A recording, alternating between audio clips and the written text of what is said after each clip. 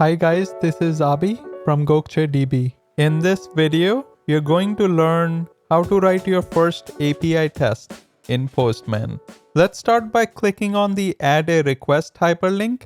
Then in the Enter Request URL text box, copy paste the default Postman echo URL. Now click on the Send button to verify that you get a valid response back. Now say we wanted to write two tests, one to assert the status and the other one to assert the URL in the response body.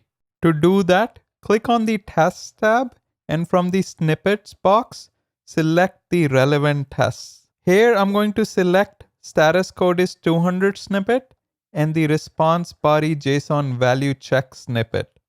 In the JSON value check snippet, replace the value keyword with URL and the 100 keyword with the expected URL value. I'm also going to change the name of the test to assert URL in response body. Now if you click on the send button again, these two tests will automatically get executed. Watch what happens if I change the expected response code to 201 and the expected URL to post. If I click on the send button again, I expect both my tests to fail because of the assertion error. There you have it. Make sure you like, subscribe, and turn on the notification bell. Until next time.